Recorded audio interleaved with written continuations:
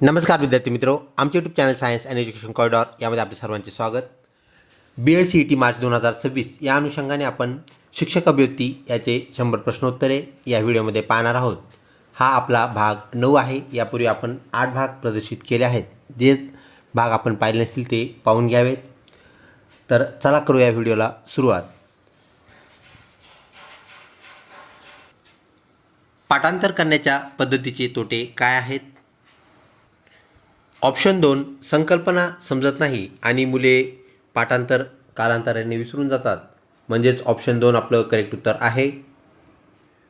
पुढचा प्रश्न, मुक्त शाळा ज्याला ओपन स्कूल आपण म्हणत असतो कोणासाठी उपयुक्त आहेत?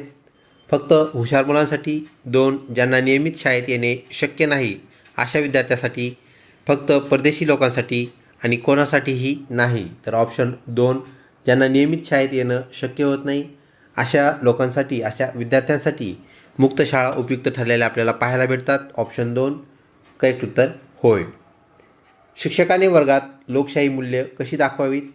1 सर्वांना मत मांडण्याची संधी देऊन, 2 स्वतःचे म्हणणे लादून, 3 फक्त मॉनिटरचे ऐकून आणि 4 विद्यार्थ्याच्या मताकडे दुर्लक्ष करून.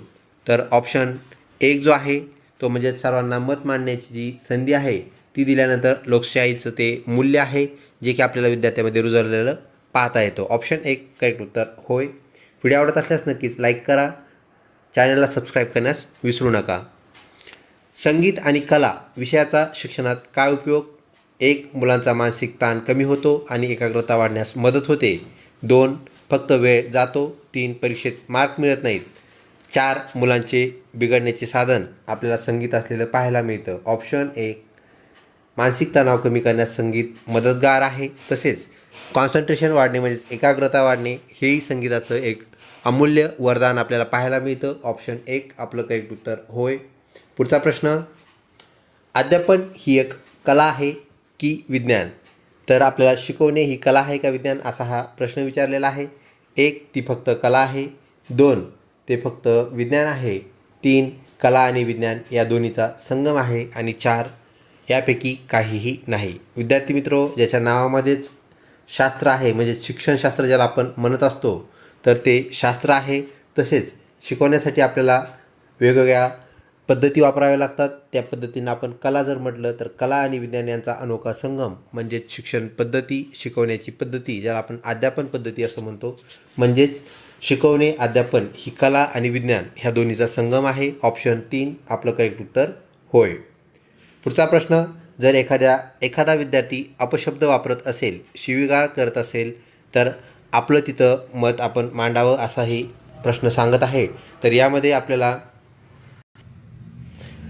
त्याचे तोंड धुवायला सांगाल, चुकीची बाब, त्याला अपशब्दांचे वाईट परिणाम सांगून समज द्याल, त्याला शाळेतून काढून टाकाल, तुम्हीही त्याला अपशब्द वापराल. तर ऑप्शन 2 जे आहे आपल्याला त्याला समज द्यावी लागेल आणि वाईट परिणाम सांगावे लागतील. याच्यातून आपल्याला त्याला परावर्त करण्यात येईल. त्याचं मन बदलल्यानंतर नक्कीच तो शिवीगाळ करणार नाही, शिव्या देणार नाही. ऑप्शन 2 करेक्ट उत्तर होय. पुढचा प्रश्न, बालमजुरी रोखण्यासाठी शिक्षकाची भूमिका काय असायला पाहिजे?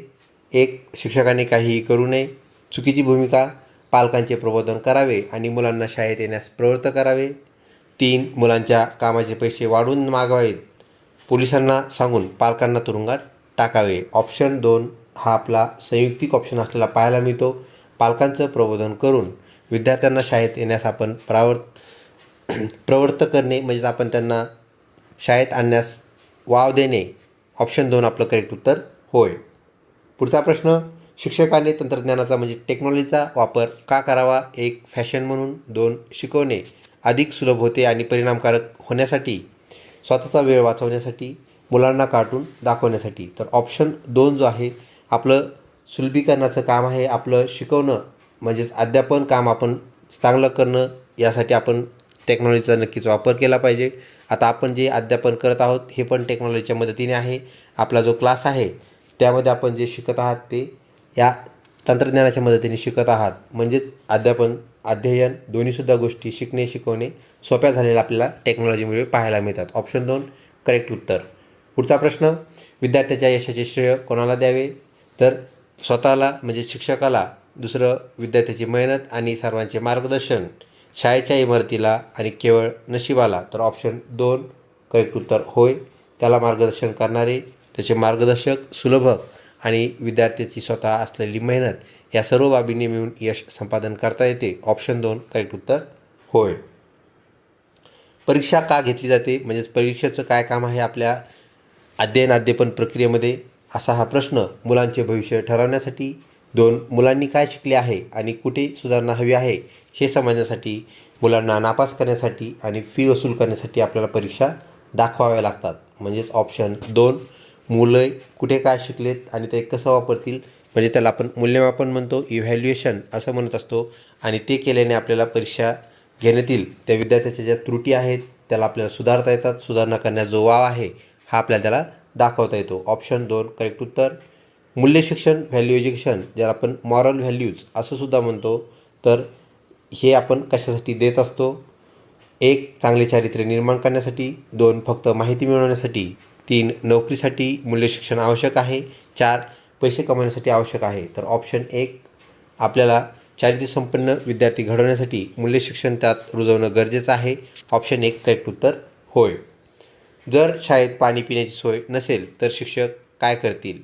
1 घरी निघून जातील, 2 प्रशासनाकडे तक्रार करून सोय करण्यासाठी पाठपुरावा करतील, 3 मुलांना घरातून पाणी आणायला सांगून गप्प बसेल, शाळेला सुट्टी देईल. तर ऑप्शन 2 आपलं करेक्ट उत्तर आहे.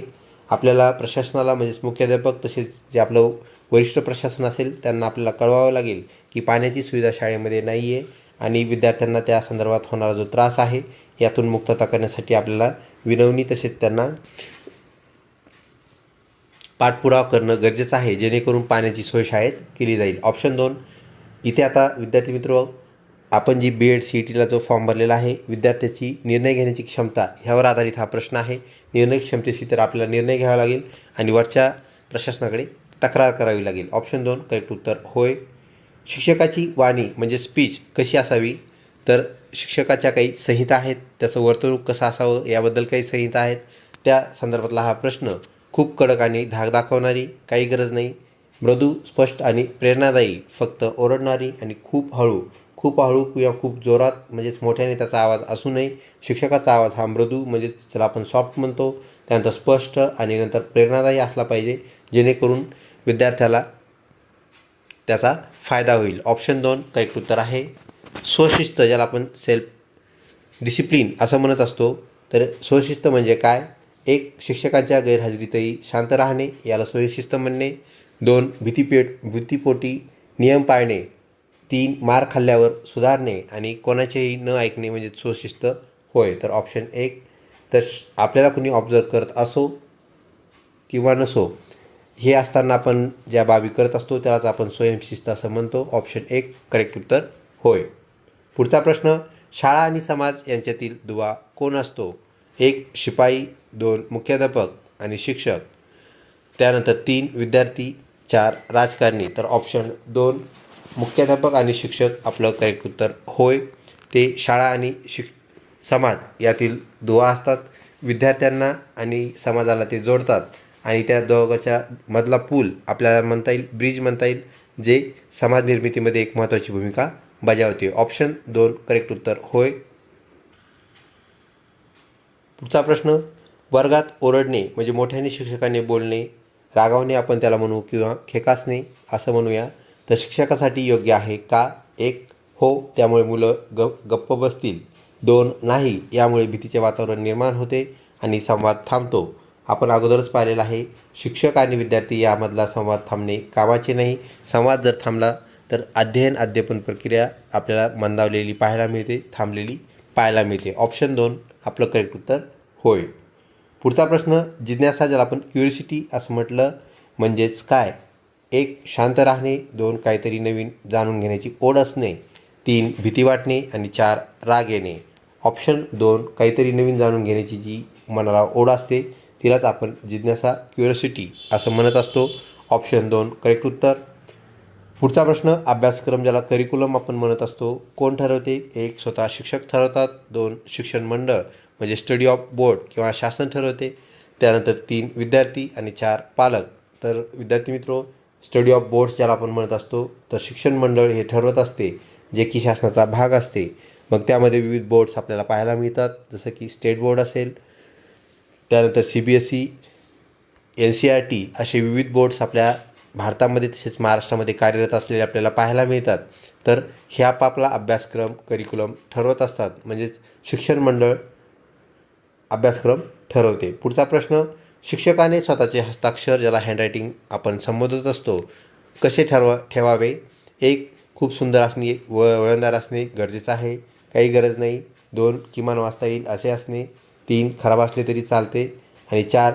फक्त स्वतःला समजेल असे असले तरी चालते. तर ऑप्शन 2 आपलं करेक्ट उत्तर आहे. शिक्षकाचं हस्ताक्षर खूपच चांगले आणि वळणदार असावे असं नाही, ही बाब लक्षात ठेवा. तर अक्षर आपलं कसं पाहिजे, ते पाहिजे वाचनीय, ते वाचता आलं पाहिजे. आणि कोणाला वाचता आलं पाहिजे, तर शेवटच्या डेस्कवर जो मुलगा बसलेला आहे तिथपर्यंत ते वाचता येणं गरजेचं आहे, त्याला वाचनीय असं म्हणत असतात. तर ऑप्शन 2 किमान वाचता येईल असे अक्षर असणं गरजेचं आहे. त्यानंतर पुढचा प्रश्न, पर्यावरण संरक्षण ही कोणाची जबाबदारी आहे? 1. फक्त सरकारची. 2. फक्त शिक्षकांची. 3. प्रत्येक नागरिकाची, ज्यात शिक्षक आणि विद्यार्थी हे सुद्धा महत्त्वाचे धागे आहेत, घटक आहेत, आणि ती कोणाचीही नाही. तर पर्यावरण राखणे कोणा एकट्याची जबाबदारी नाही आहे. सर्वांनी ही जबाबदारी उचलल्यानंतर नक्कीच आपल्याला हे आव्हान पेलता येईल आणि पर्यावरणाचा जो होणारा ऱ्हास आहे तो आपल्याला थांबवता येईल. तर पर्यावरणाशी संबंधित असलेली आपली जागरूकता, शिक्षक जागरूकता यावर आधारित असलेला हा प्रश्न आपल्याला पाहायला मिळतो. पुढचा प्रश्न, विद्यार्थ्याच्या आवडत्या शिक्षकामध्ये कोणते गुण असतात? 1. जो खूप जास्त मार्क देतो तो शिक्षक. 2.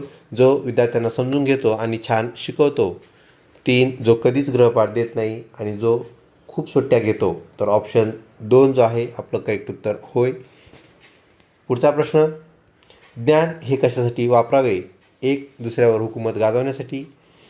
2. स्वतःचा आणि समाजाच्या कल्याणासाठी. 3. फक्त पैसे कमावण्यासाठी. आणि 4. कोणालाही न सांगण्यासाठी. तर ऑप्शन 2 आपलं करेक्ट उत्तर होय. त्यानंतर पुढचा प्रश्न, शालेय बागायत ज्याला आपण स्कूल गार्डनिंग असं म्हणतो. 1. मुलाला काम लावण्यासाठी. 2. श्रमप्रतिष्ठा आणि निसर्गप्रेम मुलामध्ये रुजवण्यासाठी, म्हणजेच कृतीयुक्त शिक्षण असं आपण त्याला म्हणूया. 3. भाजीपाला विकण्यासाठी. आणि 4.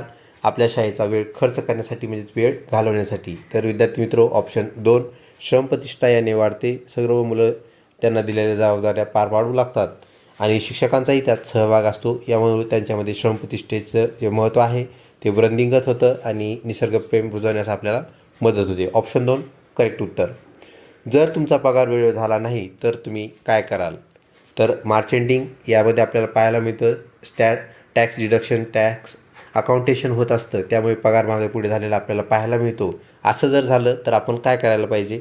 पगार थोडा डिले होत असणार, लांबत असेल तर आपली भूमिका काय असावी, असा यावर आपल्या वर्तनावर आधारित हा प्रश्न. 1. शिकवणे बंद कराल. 2. नियमानुसार दाद मागाल पण आपले कर्तव्य चोख पाळाल. त्यानंतर शाळेची तोडफोड कराल. आणि 4. रजेवर निघून जाल. तर ऑप्शन 2 जे आहे, नियमानुसार आपण दाद तर मागणार आहोतच, पण त्यामध्ये सुद्धा आपले कर्तव्य जे आहेत, ज्या जबाबदाऱ्या आपल्याला दिलेल्या आहेत, अध्यापन जे दिलेलं आहे त्या कार्यात कुठलाही खंड व्यत्यय येता कामा नये, म्हणजेच ऑप्शन 2 आपलं करेक्ट उत्तर होय. पुढचा प्रश्न, बालशिक्षण ज्याला प्रायमरी एज्युकेशन आपण म्हणत असतो कशावर आधारित असावे? 1. ते पुस्तकावर आधारित असावे, म्हणजे पुस्तके असावेत असं म्हणणं आहे. अनुभवावर आणि कृतीवर आधारित असावे. शिक्षकांच्या भाषणावर, म्हणजेच ज्याला आपण स्पीच मेथड म्हणत असतो, तर त्यावर आधारित किंवा परीक्षेवर आधारित. तर ऑप्शन 2 विद्यार्थ्यांना कृती करण्यास जास्तीत जास्त वाव ह्या शिक्षणामध्ये आपण दिला पाहिजे. तर फ्रोबेलने जी सिस्टीम चालू केली त्या सिस्टीममध्ये आपल्याला कृतीयुक्त शिक्षण ही बाब आपल्याला पाहायला मिळते आणि हीच मुलांसाठी आवश्यक आहे. तर ऑप्शन 2 करेक्ट उत्तर. पुढचा प्रश्न, विद्यार्थ्यांनी केलेले प्रामाणिक प्रयत्न कौतुकास पात्र आहेत का? 1. नाही, फक्त निकाल महत्त्वाचा. 2. हो, कारण प्रयत्नामुळेच यश मिळते कधी. आणि फक्त हुशार मुलांचे. तर सर्वांचेच प्रयत्न फलदायी असतात.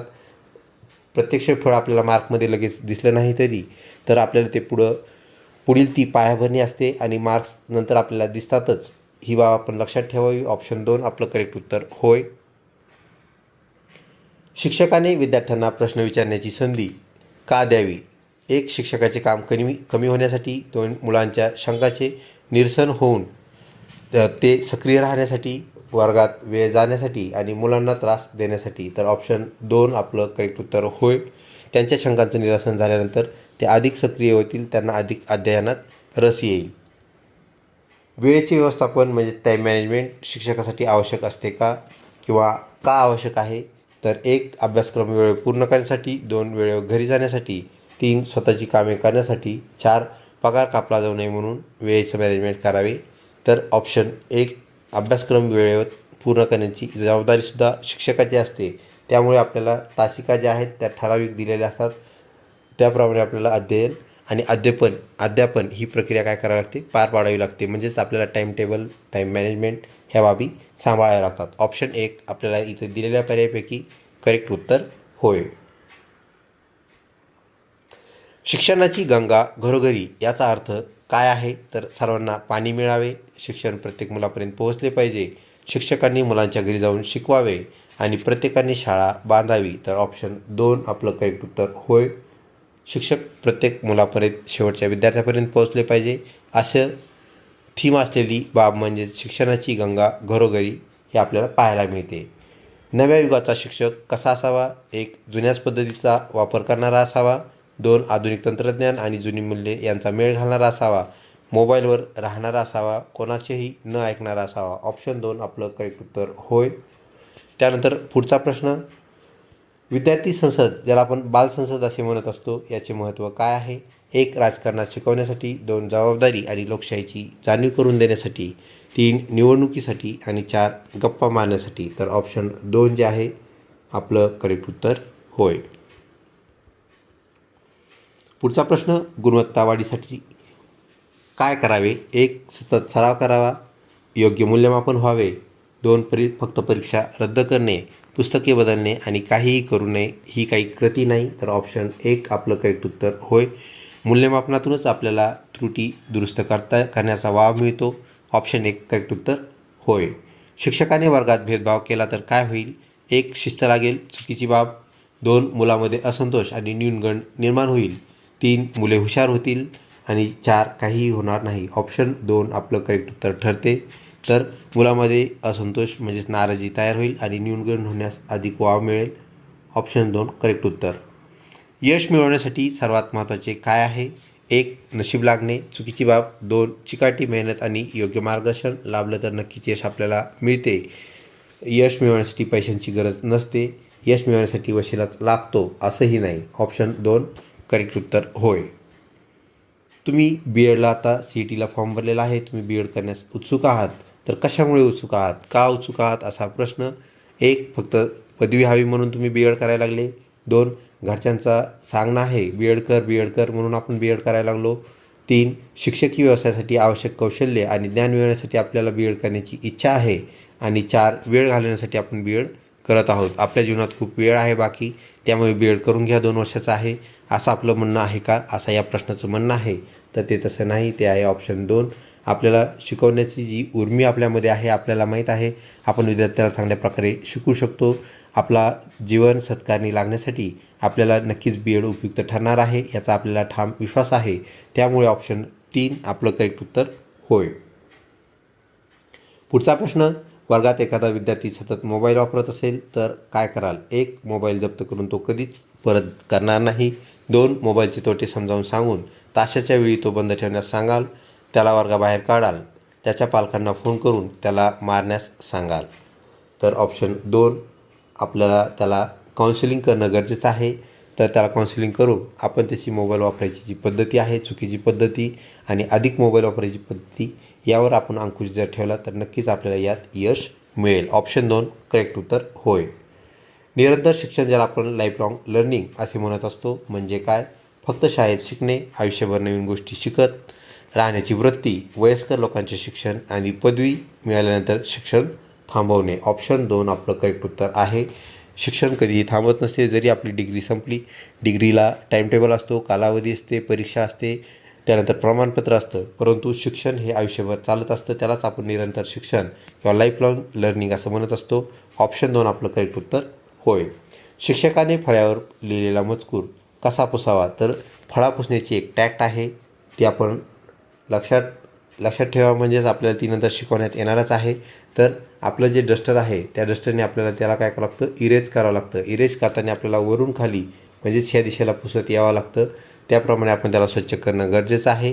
आणि एक विशिष्ट अँगल फळा आणि विद्यार्थी यामध्ये आपल्याला ठेवावा लागतो. निव्वळ आपण जर फळ्याकडे तोंड करून आपण फळा जर पुसला तर विद्यार्थी पाठीमागे गोंधळ करतात, गोंधळ घालतात. त्या गोष्टी टाळण्यासाठी आपल्याला फळा पुसताना वरून खाली अशा प्रकारे डस्टरची दिशा निर्धारित करावी लागते आणि फळा पुसावा लागतो. ऑप्शन 2 आपलं करेक्ट उत्तर आहे. फळा हाताने पुसू नये. हाताने न पुसण्याचं कारण आता जो फळा आहे तो थोडा डिजिटल झालेला आहे. तो आपल्याला सनमाईकचा असलेला पाहायला मिळतो आणि तो आपण मार्कर पेनने त्यावरती लिहित असतो. मार्कर जी इंक आहे ती आपल्याला हानिकारक आहे. ती आपल्या खाण्यामध्ये किंवा हाताला जर लागली तर ती त्यामुळे आपल्याला विविध बाबी घडलेल्या पाहायला मिळतात. त्यामुळे आपण हाताने कधीही फळा पुसू नये. त्यानंतर कपड्याने पुसावा ही चुकीची बाब. विद्यार्थ्याला कधीही फळा पुसण्यास सांगू नये. ऑप्शन 2 यामुळे आपला करेक्ट उत्तर होय. विद्यार्थ्यांमध्ये पर्यावरण प्रेम निर्माण करायचं आहे. काय मार्ग वापरावा, झाडे लावणे आणि त्यांचे संवर्धन करण्याची जबाबदारी प्रत्येक विद्यार्थ्याला देणे, पर्यावरणाचे धडे पाठ करायला सांगणे, पर्यावरणाचे चित्र काढण्यास सांगणे आणि प्लास्टिकचा वापर वाढवणे. ऑप्शन 2 जे आहे आपलं करेक्ट उत्तर होय. कृतीयुक्त शिक्षणातून विद्यार्थ्यांना जबाबदारी दिल्यानंतर नक्कीच त्यांना ते आवडेल. पुढचा प्रश्न, जर विद्यार्थी तुमच्या अध्यापनात रस घेत नसतील तर तुम्हाला आता काय करण्यास वाव आहे. 1 त्यांना ओरडाल, बिलकुल नाही. स्वतःची शिकवण्याची पद्धत बदलण्याची ती गरज आहे, वेळ आहे आणि आपलं शिक्षण मनोरंजनात्मक जर केलं तर विद्यार्थी नक्कीच आपल्याकडे लक्ष देतील. अध्ययनात अधिक त्यांना रुची वाटेल. ऑप्शन 2 करेक्ट उत्तर होय. शिक्षक हा समाजाचा डोलारा का मानला जातो, तो खूप अभ्यास करणारा घटक आहे. तो सुसंस्कृत पिढी घडवतो. त्याला भरपूर सुट्ट्या असतात. तो सरकारी नोकर असतो. तर ऑप्शन 2 जे आहे आपलं करेक्ट उत्तर, संस्कारित पिढी घडण्याचं काम शिक्षकाच्या मार्फत होत असतं.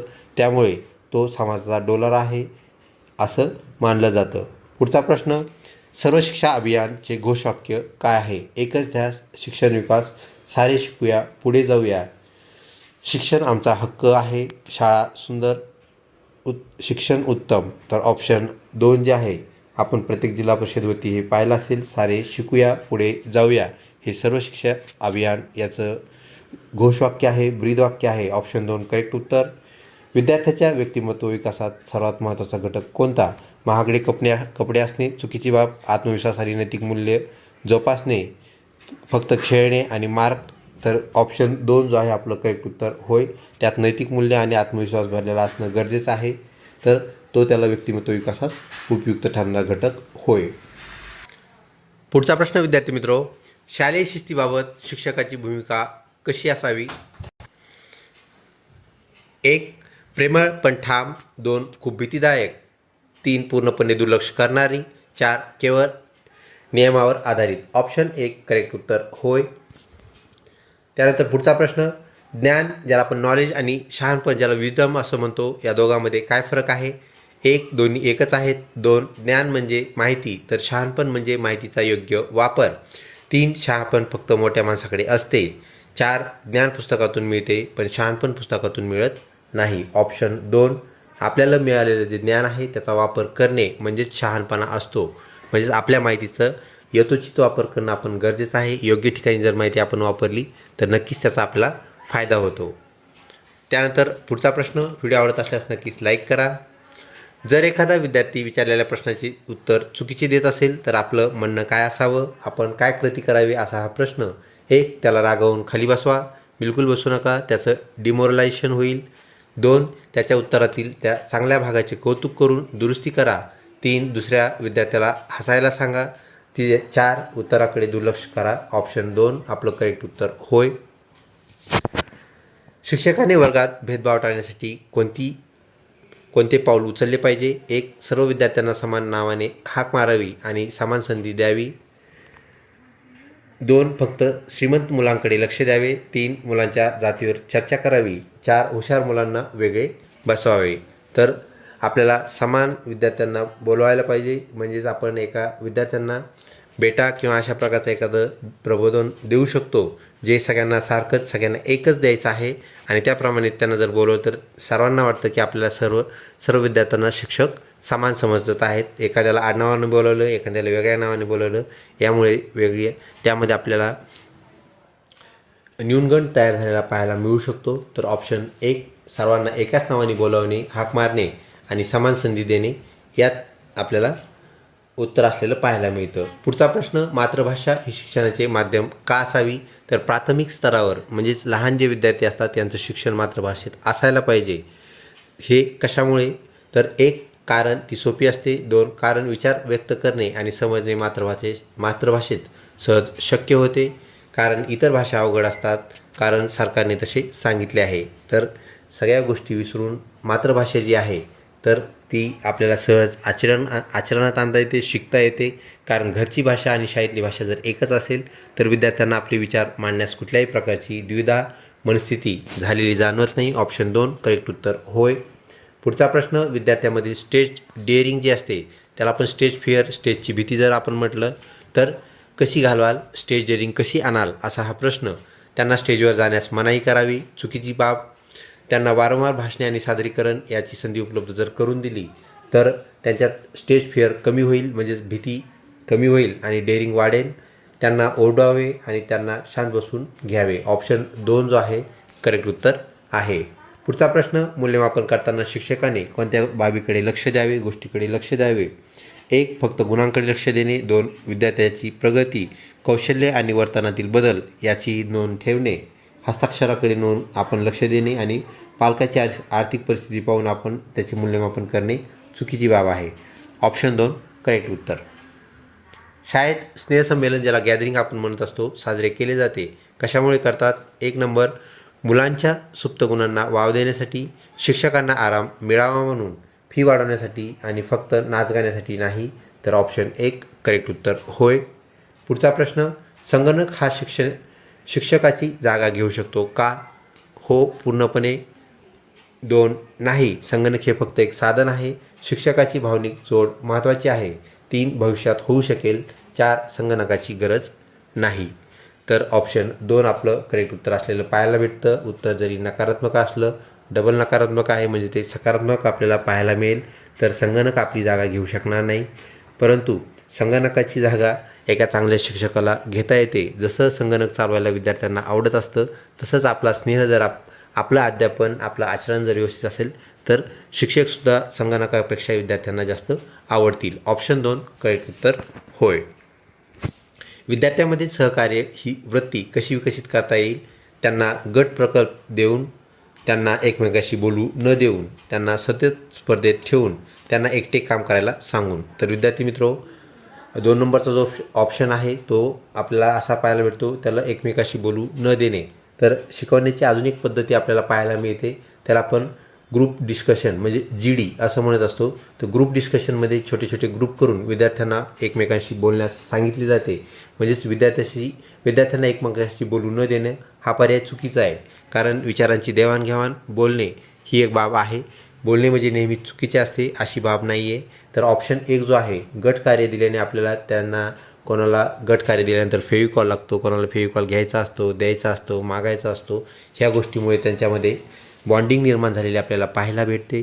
तसेच त्यांचे जे कार्य आहे ते एकमेकाचे कार्यसुद्धा न्याहाळत असतात, पाहत असतात. त्यात ते एकमेकांना मार्गदर्शनसुद्धा करतात, एकमेकाचे सल्ले मानतात, सल्ले नाकारतात. ह्या सर्व गोष्टीमुळं आपल्याला आंतरक्रिया होऊन त्यांचं जी सहकार्यवृत्ती आहे यामध्ये वाढ झालेली आपल्याला पाहायला मिळते. ऑप्शन 1 करेक्ट उत्तर होय. पुढचा प्रश्न, शिक्षकाने वर्गात हजेरी घेण्यापूर्वी काय केलं पाहिजे? 1 मुलांशी थोडा वेळ गप्पा मारून उत्साहाचे वातावरण तयार करावे. 2 थेट नाव घ्यायला सुरुवात करावी. 3 गप्प बसा रे, ओरडू नका असे म्हणावे. 4 पुस्तक काढायला सांगावे. तर ऑप्शन 1 आपलं करेक्ट उत्तर आहे. आल्यानंतर आपण थोडाशी त्यांच्याशी संवाद साधून, काही सेकंदाचाच तो संवाद असू शकतो, तर काही मिनिटाचाही तो होऊ शकतो, 4-5 मिनिटांचा. तर या संवादामध्ये आपण त्यांच्याशी लेखाजोखा करू शकता. कोणाचा वाढदिवस असेल किंवा अजून कुठलं अभिनंदनपर वार्ता असेल तर हे केल्यामुळे त्यांच्यामध्ये उत्साह तयार होतो आणि नंतर आपण आपल्या हजेरीपटाकडे वळावे. पुढचा प्रश्न, अध्यापन करताना सर्वात महत्त्वाचे काय असते? तर अध्यापन म्हणजे शिकवणे, शिक्षकाची बाब आहे. शिकवताना सगळ्यात महत्त्वाचं काय? एक, वेळेला करावे. 2,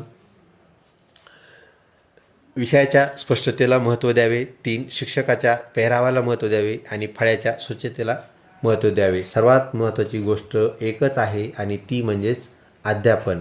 तर आपण अध्यापनासाठीच आहोत. आपल्याला जो पगार मिळणार आहे तो अध्यापनासाठीच मिळणार आहे, म्हणजे शिकवण्यासाठीच मिळणार आहे. तर 1 नंबरला आपल्याला विद्यार्थी केंद्रित बाब आणि दुसरं म्हणजेच अध्यापन चांगले बेस्ट असणे गरजेचं आहे. ऑप्शन 2, विषयाच्या स्पष्टतेला महत्त्व. आपलं करेक्ट उत्तर होय.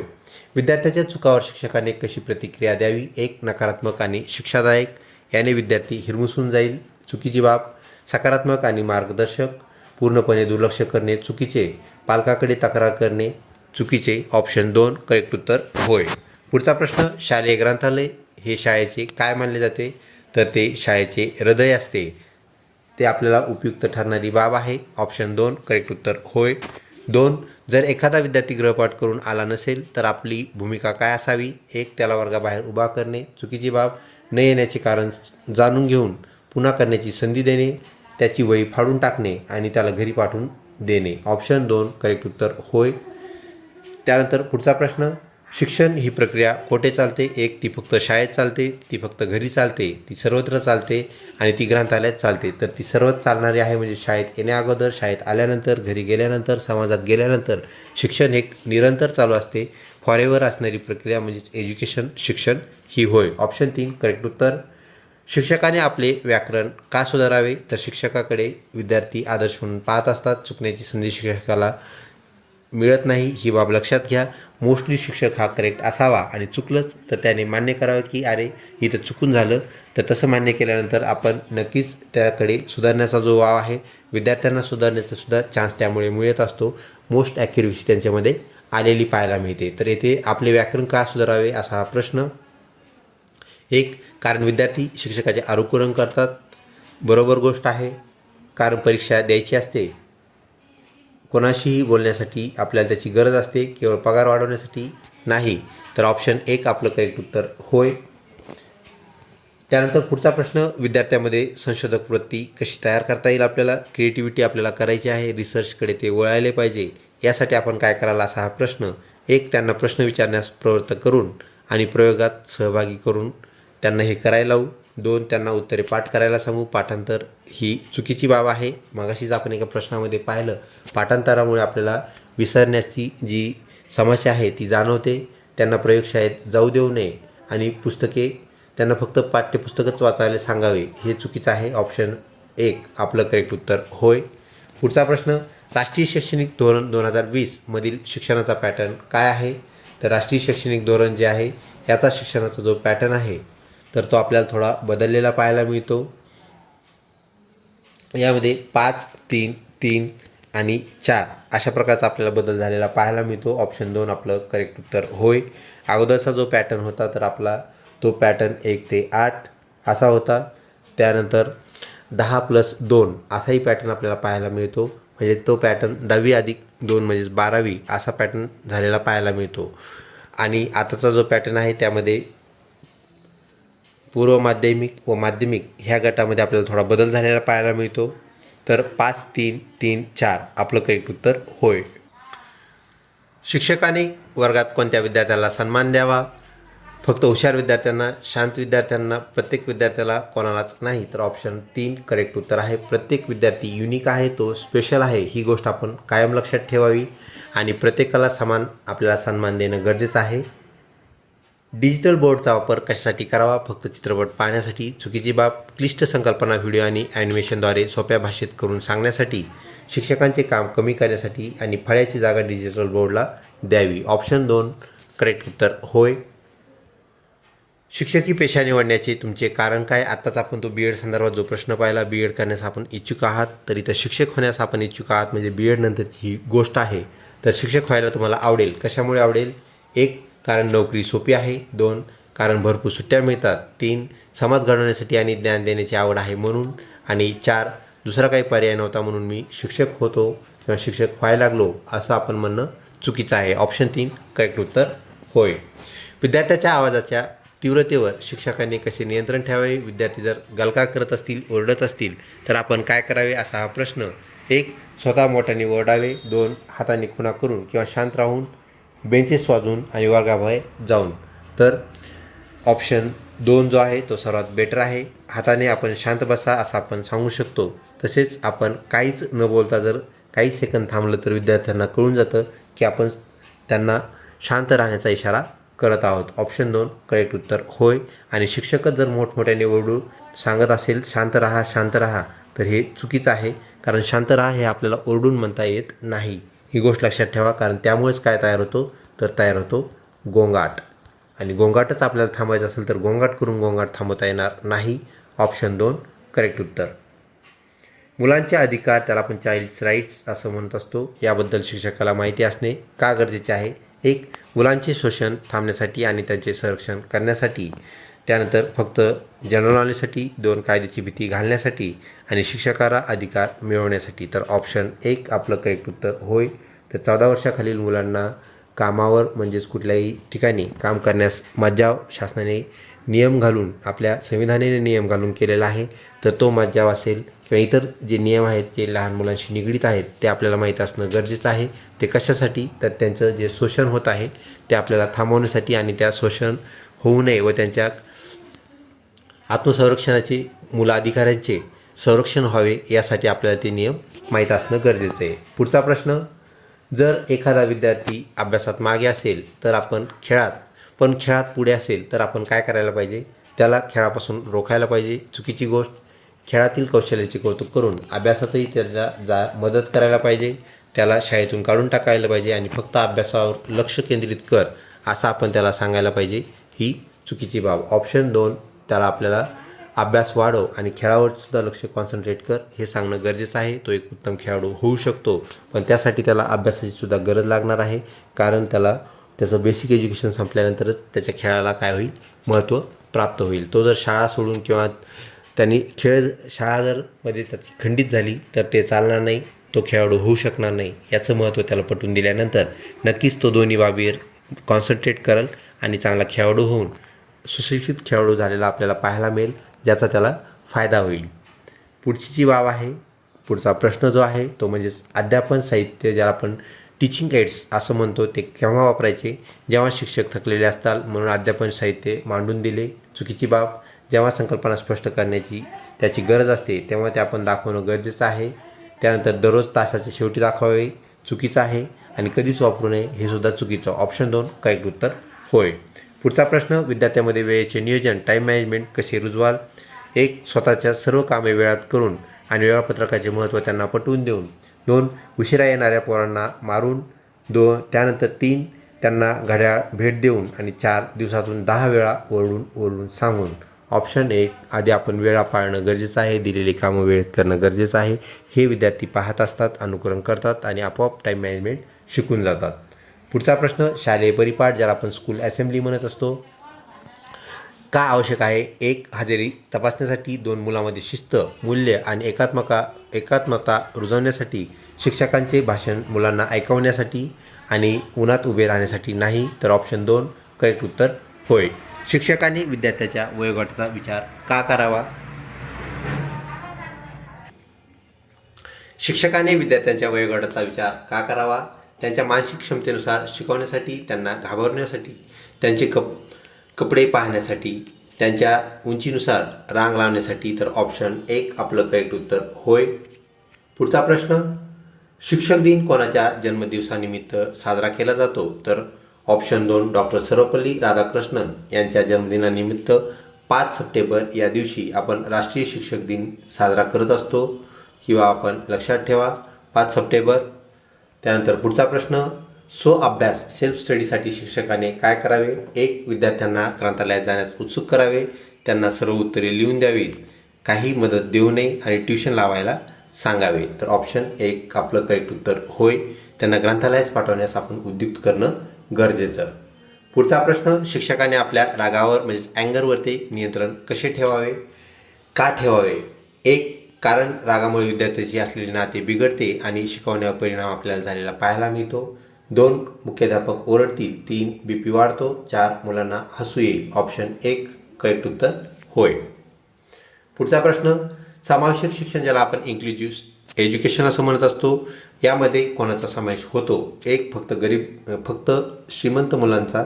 2 सामान्य मुले आणि दिव्यांग ज्याला विशेष गरज आहे अशी मुले, आणि फक्त हुशार मुले, परदेशी मुले. तर ऑप्शन 2 यामध्ये सर्व प्रकारच्या मुलांचा समावेश झालेला पाहायला मिळतो. आता शिक्षणामध्ये भरपूर जागरूकता झालेली आहे. पाठीमागील काळामध्ये आपल्याला सर्व मुले एकत्र शिकलेली जास्त पाहायला मिळायची, ज्यामध्ये मूकबधीर मुले असतील, अपंग मुले असतील, विविध शिक्षणाच्या गरजा असणारी ज्याला आपण स्पेशल एज्युकेशन म्हणतो, हेही विद्यार्थी आपल्याला इन्क्लुझिव्ह क्लासमध्ये, इन्क्लुझिव्ह एज्युकेशनमध्ये शिकताना पाहायला मिळायची. परंतु आता आपलं BEd जर स्पेशल झालं असेल तर शाळासुद्धा स्पेशल झालेल्या आहेत, ही बाब आपण लक्षात घ्या. आणि आता विशिष्ट सुविधा सर्वच विद्यार्थ्यांना मिळू लागल्या आहेत. त्यानंतर विद्यार्थी मित्रो, पुढचा प्रश्न, वर्गात नवागत म्हणजेच नवीन अवगत झालेला विद्यार्थी म्हणजेच नवीन आलेला विद्यार्थी, प्रवेश घेतलेला विद्यार्थी, याला आपण कसे हँडल करावे, कसे हाताळावे? 1 त्याच्याकडे दुर्लक्ष करून. 2 त्याचे स्वागत करून त्याला इतर मुलांशी ओळख करून द्याल, त्याला शेवटच्या बेंचवर बसवाल आणि त्याला लगेच प्रश्न विचारायला सुरुवात कराल. ऑप्शन 2 आपल्याला करावं लागेल. करेक्ट उत्तर होय. शिक्षक हा एक विद्यार्थ्याचा मित्र असतो. याचा अर्थ काय आहे? तर त्याच्यासोबत बाहेर फिरायला जाणे, त्यांना समजून घेऊन त्यांच्या समस्या सोडवण्यास मदत करणे. 3 त्यांच्याशी खूप गप्पा मारणे. आणि 4 परीक्षेत त्यांना मदत करणे. ऑप्शन 2 करेक्ट उत्तर होय. बालमानसशास्त्र ज्याला आपण चाइल्ड सायकोलॉजी असं म्हणत असतो, कशासाठी अभ्यासावे लागते? 1 शिक्षकासाठी नाही. 2 मुलाच्या विकासाचे टप्पे आणि वर्तनाचे कारण समजण्यासाठी. 3 मुलावर जादू करण्यासाठी, म्हणजेच मुलांना मोहित करणे. जादू करणे म्हणजे मुलांना मोहित करणे, आपल्या अध्यापनावर त्यांना मोहित करणे असा इथे अर्थ आहे. त्यानंतर पुढचा प्रश्न, पुढचा पर्याय म्हणूया आपण त्याला नॉट द प्रश्न. तर पुढचा जो पर्याय आहे मुलांच्या पालकांना शिकवण्यासाठी, तर ऑप्शन 2 जो आहे आपला करेक्ट उत्तर होय. म्हणजेच मुलांच्या विकासाचे टप्पे आणि वर्तनाचे कारण समजण्यासाठी. तर बालमानसशास्त्र यासाठी आपल्याला खूप उपयुक्त आहे. चाइल्ड सायकोलॉजी आपल्याला जाणून घ्यावी लागते. पुढचा प्रश्न, विद्यार्थ्याच्या प्रश्नांना शिक्षकांनी कधी उत्तरे द्यावीत? लगेच किंवा तास संपण्यापूर्वी शंका निरसन करावे. लगेच म्हणजेच कधीच उत्तरे देऊ नयेत. वर्षाच्या शेवटी आणि घरून शोधून आणायला सांगावे. ऑप्शन 1 लगेच देता आली तर एकदम छान, आणि नाही देता आली तर तास संपण्यापूर्वी नक्कीच आपण शंका निरसन करावे. पुढचा प्रश्न, शालेय संस्कृती विकसित करण्यासाठी कोणाचा वाटा असतो? 1 मुख्याध्यापकांचा, 2 शिक्षक, विद्यार्थी आणि पालकांचा, आणि फक्त शासनाचा, फक्त इमारतीचा. तर ऑप्शन 2 जो आहे करेक्ट उत्तर होय. अध्यापन करताना शिक्षकाची नजर, आय कॉन्टॅक्ट असा आपण ज्याला म्हणत असतो, कोठे असावी? फक्त फळ्यावर, खिडकीच्या बाहेर, सर्व विद्यार्थ्यांच्या डोळ्यात आणि उत्स्फूर्त, संपूर्ण वर्गात, आणि फक्त जमिनीकडे. ऑप्शन 2 नाही येते, sorry for inconvenience, it is 3. तर ते 3 आहे. ऑप्शन 3 क्रमांकाचं सर्व विद्यार्थ्यांच्या डोळ्यात आपलं लक्ष असलं पाहिजे. आपण त्यांच्याकडे डोळ्यात डोळे घालून पाहिलं पाहिजे आणि सर्व वर्गावर आपण नेहमी नजर फिरवती ठेवली पाहिजे. एकाच जागेवर एका ठिकाणी जर आपण पाहिलं तर इतर विद्यार्थी आपल्याला दुसऱ्या कामात व्यस्त झालेले पाहायला मिळतील. पुढचा प्रश्न, जर शाळा व्यवस्थापनाने तुम्हाला एखादे जास्तीचे काम दिले तर आपली भूमिका कशी असावी? 1 तक्रारयुक्त भूमिका असावी. 2 आपली जबाबदारी समजून आनंदाने पूर्ण कराल, टाळण्याचा प्रयत्न कराल आणि ते काम आपण दुसऱ्याला द्या असं म्हणाल. ऑप्शन 2 जबाबदारी म्हणून आपण ते पूर्ण करावे, आनंदाने पूर्ण करावे. पुढचा प्रश्न, शिक्षण हे समाजाला काय देत असते? फक्त पदव्या देते. 2 सुसंस्कृत आणि जबाबदार नागरिक देते. 3 बेरोजगारी देते. 4 फक्त भांडणे लावून देते. तर ऑप्शन 2 सुसंस्कृत जबाबदार नागरिक देण्याचं काम शिक्षक शिक्षणातून करत असतो, शिक्षण देत असतं. पुढचा प्रश्न, उत्तम शिक्षक होण्यासाठी सर्वात पहिली पायरी कोणती आहे? भरपूर पुस्तके वाचणे, विद्यार्थ्यांवर प्रेम आणि त्यांच्याबद्दल आदर असणे, महागडे कपडे घेणे आणि खूप कडक शिस्त असणे म्हणजेच कडक शिक्षक, आदर्श शिक्षक नव्हे. ऑप्शन 2 करेक्ट उत्तर. पुढचा प्रश्न, विद्यार्थ्याच्या चुकीचे भाषेवर शिक्षकाने काय करायला पाहिजे? त्याला सर्वांसमोर ओरडावे, त्याला प्रेमाने योग्य शब्द आणि भाषेचे महत्त्व सांगावे, वर्गाबाहेर काढावे आणि दुर्लक्ष करावे. ऑप्शन 2 करेक्ट उत्तर होय. पुढचा प्रश्न, शालेय सहली ज्याला आपण फील्ड ट्रिप्स, फील्ड व्हिजिट असं म्हणत असतो, आयोजित करण्याची गरज असते. कशामुळे? 1. पिकनिक करण्यासाठी. 2. प्रत्यक्ष अनुभवातून नवीन माहिती मिळवण्यासाठी. शिक्षकांना सुट्टी मिळावी म्हणून. शाळेला त्यातून काही पैसे राहावेत म्हणून. असं नाही. तर ऑप्शन 2 करेक्ट उत्तर. विद्यार्थ्यांमध्ये लोकशाही मूल्ये आपण कशी रुजवाल? 1. वर्गात निवडणुका घेऊन आणि सर्वांच्या मतांचा आदर करून. स्वतःचे नियम लादून. मुलांना गप्प बसून आणि फक्त भाषण देऊन किंवा भाषणातून. तर ऑप्शन 1 करेक्ट उत्तर होय. लोकशाहीयुक्त जर निवडणुका घेतल्या तर लोकशाहीचे मूल्य रुजवण्यास मदत होईल. शिक्षकाचा पेहराव, ज्याला आपण ॲटियर असं म्हणत असतो, विद्यार्थ्यावर काय परिणाम करतो? 1. काही परिणाम करीत नाही, तर तो परिणाम करतो. 2. विद्यार्थ्याच्या मनावर शिक्षकाची प्रतिमा, इमेज तयार झालेली असते आणि ती जशास तशी कायम राहण्यास त्याचा पेहराव मदतगार असतो. 3. मुले हसतात, मुले घाबरतात. ऑप्शन 2 आपलं करेक्ट उत्तर होय. अध्यापन यशस्वी होण्यासाठी शिक्षकांनी पाठाचे काय करायला पाहिजे? 1. पूर्वतयारी आणि नियोजन. 100% ते गरजेचं आहे. त्यानंतर काहीही न करता वर्गात जावे, फक्त पुस्तक वाचावे आणि मुलांना शिकवायला सांगावे. ऑप्शन 1 करेक्ट उत्तर होय. विद्यार्थ्याच्या आरोग्यासाठी शिक्षकांनी काय करावे? 1. त्यांना व्यायाम आणि स्वच्छते महत्त्व सांगावे. त्यानंतर त्यांना चॉकलेट्स द्यावेत. त्यांना वर्गात झोपू द्यावे. त्यांच्या डब्यातील जेवण स्वतः खावे. ऑप्शन 1 आपलं करेक्ट उत्तर होय. व्यायाम आणि स्वच्छतेचं महत्त्व सांगून त्याचे फायदे सांगून आपण त्यांना आरोग्याकडे आकर्षित करू शकतो. पुढचा प्रश्न, शिक्षण प्रक्रियेत आईची महत्त्वाची भूमिका काय असते? 1. ती पहिली शिक्षक असते. फक्त डबा देणारी स्त्री असते. फक्त गृहपाठ घेणारी व्यक्ती असते. तिची काहीच भूमिका नसते. असं होणार नाही. तर ऑप्शन 1 आई ही विद्यार्थ्याचा पहिला शिक्षक असते. ऑप्शन 1 करेक्ट उत्तर होय. नवीन शोध, ज्याला आपण इनोव्हेशन्स असं म्हणतो, लावण्यासाठी शिक्षकाने काय केले पाहिजे? 1. जुन्याच पद्धतीचा वापर केला तर नवीन शोध लागणार नाही. 2. विद्यार्थ्याच्या कल्पक विचारांना आपण प्रोत्साहन, खतपाणी देणं गरजेचं आहे. मुलांना प्रश्न विचारण्यापासून रोखावे. चुकीची गोष्ट फक्त पुस्तकावर अवलंबून राहता येणार नाही. तर ऑप्शन जो आहे 2 आपलं करेक्ट उत्तर होय. पुढचा प्रश्न, अपयशी विद्यार्थी म्हणजे नेमके काय? 1. ज्याला काहीच येत नाही तो अपयशी. 2. ज्याला योग्य वेळी योग्य मार्गदर्शन मिळाले नाही. 3. जो जन्मतः ढ असतो, जो खूप श्रीमंत असतो. ऑप्शन 2 करेक्ट उत्तर होय. पुढचा प्रश्न, शिक्षकी पेशा ज्याला आपण प्रोफेशन म्हणतो, अ प्रोफेशनल टीचर, तर हा एक काय आहे? 1. व्यवसाय आहे. 2. सेवा आणि व्रत आहे. त्यानंतर फक्त नोकरी आहे आणि फक्त टाईमपास आहे. तर तो व्यवसाय नाही आहे, सेवा आणि व्रत आहे, म्हणजे सर्व्हिस अँड व्होकेशन, त्याला आपण शिक्षकी पेशा म्हणतो. विद्यार्थ्यांनी विचारलेला प्रश्न जर तुम्हाला समजला नाही तर आपण काय कराल? 1. त्याला गप्प बसवण्यास सांगाल. 2. त्याला प्रश्न पुन्हा विचारण्यास सांगाल आणि समजून घेऊन आपण उत्तर देण्याचा प्रयत्न कराल. त्याला रागवाल आणि त्याला मठ्ठ म्हणाल आणि खाली बसवाल. ऑप्शन 2 करेक्ट उत्तर होय. प्रश्न जर आपण विचारला तर आपण लहान होत नाहीत, हे आपण लक्षात ठेवा. त्याप्रमाणे आपल्याला जरा पुन्हा प्रश्न विचारून त्याचं उत्तर सांगावं लागेल. शालेय वातावरण कसे असायला पाहिजे? भीतीदायक बिलकुल नसावे. आनंददायी आणि सुरक्षित ते असावे. खूप कडक असण्याची गरज नाही आणि अस्वच्छते बिलकुल नसावे. ऑप्शन 2 करेक्ट उत्तर.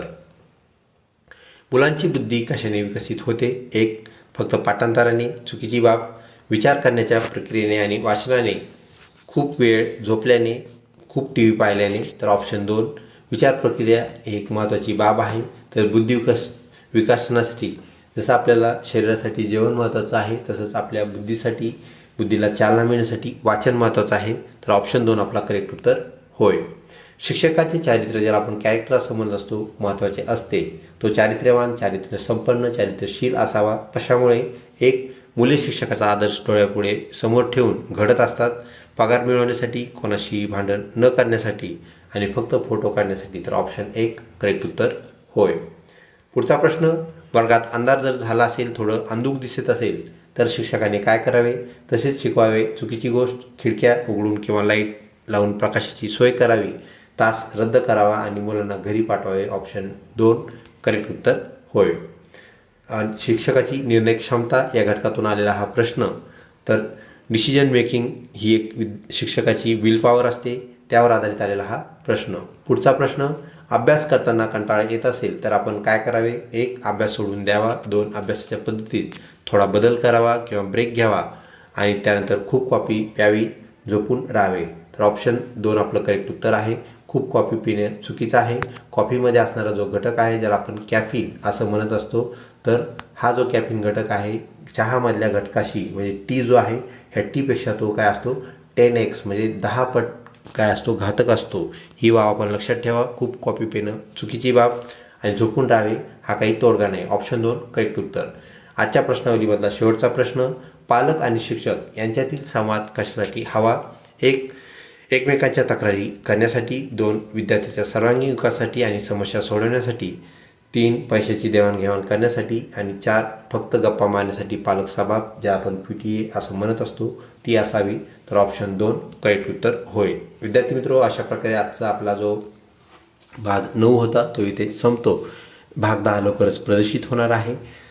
आपण त्यासाठी तयार राहावे. तसेच आपली BEd CET जी आहे अत्यंत जवळ आलेली आहे, याची आपण तयारी करत राहावी. व्हिडिओ आवडला असल्यास नक्कीच लाईक करा, मित्रपरिवारामध्ये शेअर करण्यास काहीच हरकत नाही आणि चॅनलला जर सबस्क्राईब केले नसेल तर कृपया सबस्क्राईब करा.